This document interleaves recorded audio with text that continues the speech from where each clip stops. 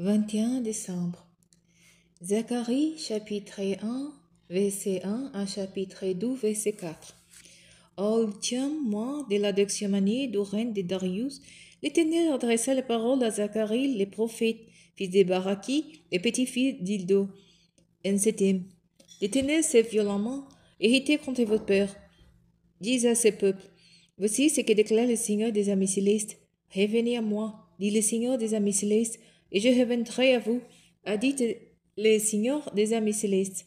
Ne faites pas comme vos ancêtres que les prophètes d'autrefois ont exhorté en leur disant.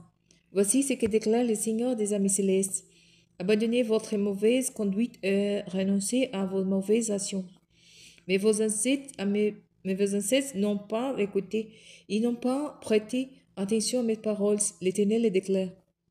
Vos ancêtres sont-ils à présent, et les prophètes sont-ils toujours en vie?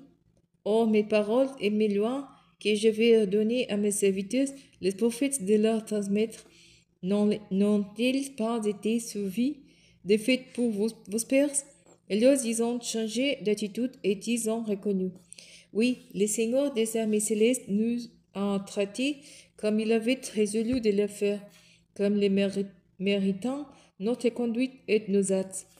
La 12e année du règne de Darius, au 24e jour du 11e mois, le mois de Sébath, la parole de l'Éternel fut adressée à Zacharie le prophète, fils de Baraki et petit-fils d'Ido. Cette nuit, j'ai vu, dans une vision, un cavalier monté sur un cheval rouge.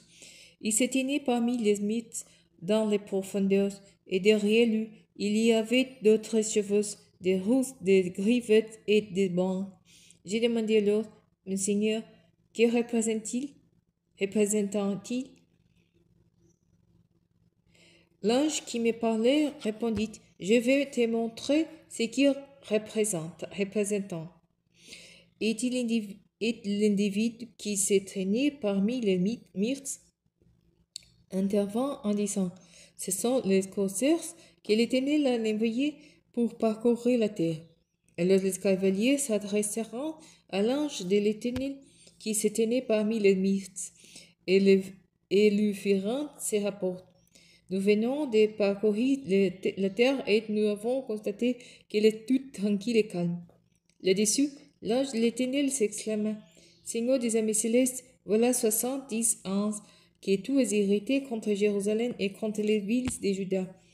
Jusqu'à quand tarderas-tu à les prendre en pitié?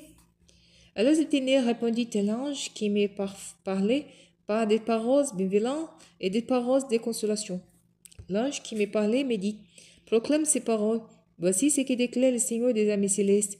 J'éprouve pour Jérusalem et pour Sion un amour passionné, et je suis saisi d'une violente indignation contre le peuple ennemi qui vivant dans la tranquillité. Car je n'étais qu'un peu irrité contre mon peuple, mais eux, ils ont accru son malheur. C'est pourquoi voici ce que dit l'Éternel. Je me tournerai Jérusalem avec compassion. Mon temple y sera rebâti. Le Seigneur des armées célestes le déclare. Et l'on atteindra les cordeaux d'arpenture sur Jérusalem. Proclame encore ce message. Voici ce que déclare le Seigneur des armées célestes. Mes vies déborderont de nouveau de prospérité. L'Éternel consolera de nouveau Sion et choisira de nouveau Jérusalem. J'ai levé les yeux et je vis 4 comptes. J'ai demandé à l'ange qui me parlait, que représentant ces comptes? Il me répondit, ces comptes représentant les puissances qui ont dispersé les habitants de Juda, d'Israël et de Jérusalem. Puis l'Éternel me fit voir 4 forgerons, qui viennent d'Iphil,